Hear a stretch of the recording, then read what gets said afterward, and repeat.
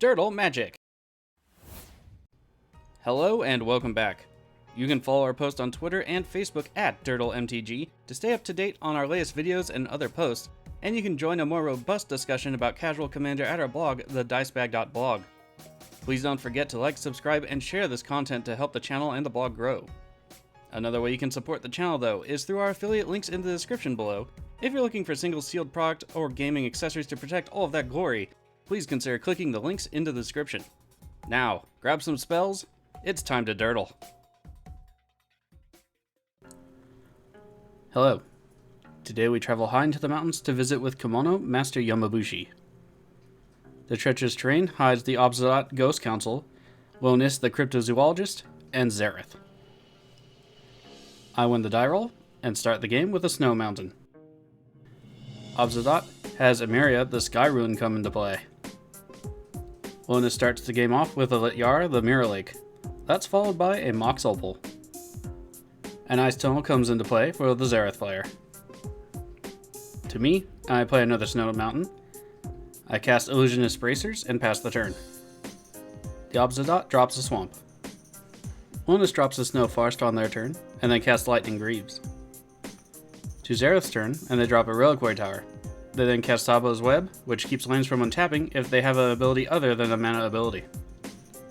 My turn comes around. I drop another Snow Mountain and pass. I'll say here that all my mountains are Snow Mountains. Wall of Limbs hits the stack after a Swamp comes into play for the Obzedat player, and they pass. Back to Lonis. They drop a Misty Rainforest, and crack it for a Snow Island. They cast their commander, and equip it with the Greaves. To combat, and they swing into the Zareth player, dealing 1 commander damage, and bringing them down to 39. Zareth has a Drowned Catacomb come into play. They cast Dystopia, which will cause each of us to sacrifice a white or green creature on our upkeep. The Zareth player will also lose life to its cumulative upkeep cost. To my turn, and I simply drop another mountain. Sandstep Bridge comes into play for the Obzedat player, and their limbs temporarily get swole with 1/1 and Vigilance. Lonis' turn rolls around, and they have to sacrifice their commander because it's a green creature.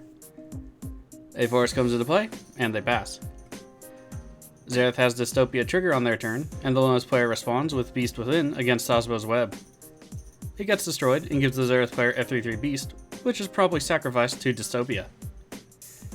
They pay 1 life to keep Dystopia on the field otherwise. Then they cast Energy Flux, and the stabby stabs continue. Back to me, I let my bracers go to the graveyard. I draw the mighty Volkut, the Molten Pinnacle, and I drop a mountain.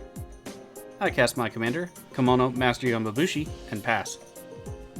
Obzedat drops another Swamp, and they cast their commander. When it enters, it drains the Zareth player for 2 life, and they gain 2 life. Lonis' turn sees the Greaves and the Mox hit the graveyard thanks to the Energy Flux. Vizier of Many Faces hits the field, becoming a copy of Kumano. A charlatan! Zareth pays 2 life to keep the Dystopia in play. They then cast Forsaken Waste. This keeps players from gaining life, and drains players for 1 on their upkeep. To my turn, and I lose the 1 life. I draw a Caged Sun, and play Volkut. Going to attacks, I swing into the Zareth player for 4 commander damage. I pass and keep mana up for the Jewelcaster Mage, like I often do. The Obzedat's turn has them lose 1 life, and their commander re-enters the battlefield from exile. The Zareth player then loses 2 more life, and Obzedat would have gained 2 life except for the waste. They drop a Swamp, and cast the Pontiff of Blight. As a burn deck, I have a problem with that. In combat, the Obzedat screams into the Zareth player, dealing 5 commander damage, and bringing them down to 23. Lonis loses their 1 life, and drops a Fabled Passage, cracking it and grabbing a Snow Island. Ulvenwald Mysteries comes into play, and they move to attacks. The Charlatan Kumano swings into the Zareth player, dealing 4 damage. In the second main, Landwar Elves hits the field, and they pass the turn. Zareth's turn has them losing 3 life to maintain the Dystopia, and losing another 1 life to the waste, going down to 15. It rolls to me, with Zareth doing nothing, and I decide that Zareth is helping me more than hurting and switch targets to try to keep them in the game. I drop a mountain, and Volkut triggers. I deal 3 damage to the Pontiff of Blight. I then follow that up with a casting of Mazizium Mortars on Overload, and wipe the board of opposing creatures. Ulvenwald Mysteries does trigger, however, giving the Lonis player 2 clue tokens. I move to combat and swing Kumano into the Obzedat player, dealing 4 commander, which is important because it cannot be healed. I pass. To the Obzedat, and their commander comes back into play from exile. Zareth, friend to all of the table, loses 2 more life.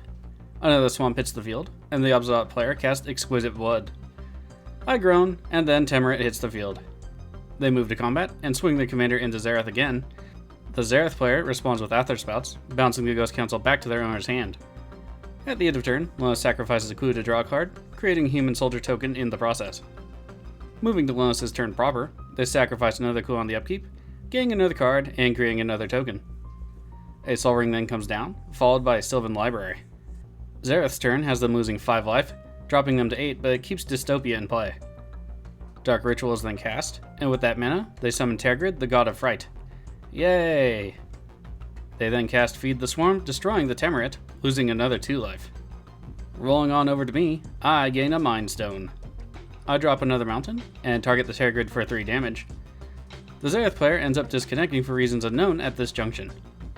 I also for some reason almost get booted for inactivity, and that's not cool. I cast the Caged Sun, and yay, I have double manas. Not something I usually employ, but my boy Kumano is an expensive person. I move to attacks and swing Kumano into the Obzedat player again, dealing 5 commander damage this time, bringing them up to 9 commander and down to 31. I pass, saving some more mana for Dualcaster Mage again. Back to the Ghost Council, and they recast their commander. It enters and drains me for 2, and they gain 2 life. They then gain another 2 life from the Exquisite Blood trigger. At the end of the turn, it leaves existence. Lonis' turn has their library trigger for the first time, and they decide to keep both cards, losing 8 life, and the Obzedat player gains that 8 life.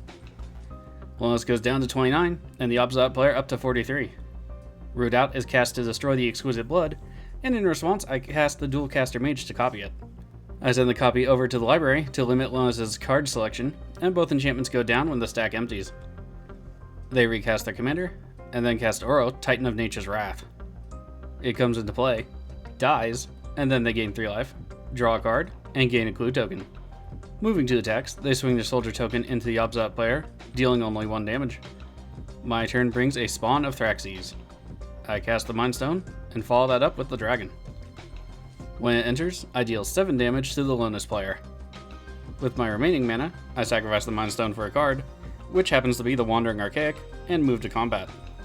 I swing Kumano into the Obzedat player and dealing another 5 commander damage, bringing them up to 14 and down to 37. In the second main, I use Kumano's ability to burn Lonis off the field and pass the turn. The Ghost Council's turn, and the Council comes back into play. I again lose 2 life, and they gain 2.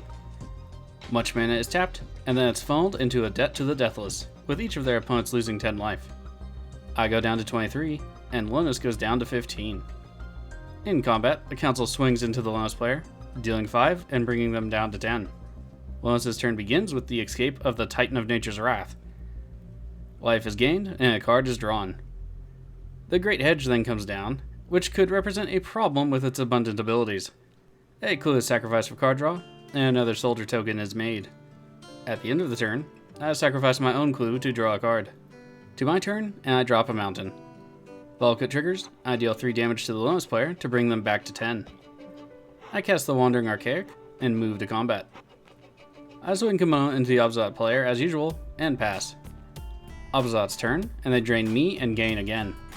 They cast Alien and Elder, and follow that up with Falkenrath Noble. They cast a Gift of Orzhova, and I respond by burning the Noble with Kumano, the enchantment's target. It gets exiled, and the enchantment fizzles. The player passes, and Lonis stacks a clue using mana from the Great Henge and gaining 2 life, and I respond by burning away the Obzedat's Elder, which gets exiled as well. Over to Lonis. Eternal Witness hits the stack, and I know they're going to retrieve the Root Out. Unfortunately, there's nothing I can do about it. When it enters, however, I do burn the Witness away with Kumano. They cast Oko, and my Wanderer gets elked. Sadness. They then cast the Root Out they got back with the Witness, and I respond by burning out 1 token and dealing 1 to the Lonis player. My Caged Sun hits the bin, and they move to combat. Oro is on the swing, and it triggers for more life gain and card draw. I block with my Elk, and it dies. In the second main, they cast River Hoopoe, I guess, and gain 2 more life when it enters, and receives a 1/1 counter. It comes back to me, and I gain the Molten Primordial. I cast the Bloodthirsty Adversary, hoping to bait out any counter magic. None happens, so I move to cast the Primordial. When it enters, I gain control of the Ghost Council and the Hupo and move to combat. I swing everything except Dualcaster and Kumano into the Lonis player, now realizing the threat they pose, and Kumano himself into the Obzedat player to take them out. Soldier tokens are assigned to the Ghost Council, the Primordial, and the Adversary. The Obzedat player goes down, and Lonis goes down to 9.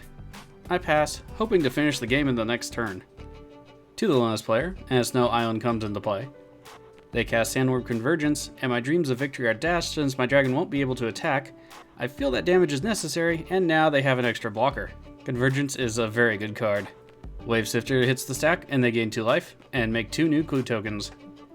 They also sack another clue in the process to gain another card. Junkwinder enters, gains a counter, and they move to combat. Uro swings into me, and I block with the Dualcaster, who dies in combat. In the second main, Oko makes a food token, triggering the Winder. It icy taps my dragon, and they pass the turn, gaining a 5/5 worm. Well, things have turned around rather quickly. At the end of turn, Lonis gains a worm token, which also triggers the Junkwinder, and then icy taps down my Primordial. I draw a Rekindling Phoenix, and decide to cast the Wheel of Misfortune. I wager 7 life, and get a whole new hand. Some pretty good stuff, so I drop a mountain and deal 3 damage to the Lonis player. I check the toughness on the Winder, and then burn it for 1 with Kumano. I then cast Chandra's Ignition, targeting the Primordial, and deal 6 damage to every creature and the Lonis player. Kumano goes back to the command zone, and Lonis goes down to 5. Lonis' turn sees a Tireless Pilgrim to the field, and they gain the 2 life. Adrix and Nev then come to the battlefield, and they gain a counter. Hydroid Krasis then hits the field, and they gain 5 life and draw 5 cards. Elaine comes into play, and 2 clue tokens are created thanks to Adrix and Niv. Oko oaks my Primordial, and they pass and gain 2 worm tokens. It moves to my turn, and unfortunately Inferno of the Star Mounts doesn't do anything for me. I drop Spinerock Null and exile the extraplanar lens under it. I then cast the Star Mounts for defense.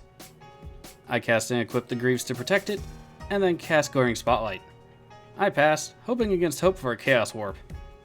At the end of the turn, a food token is sacked by the Lonis player, and they gain 3 life. To Lonis' turn, and Doubling Season drops to the table. Cultivate is then cast, and they grab some lands.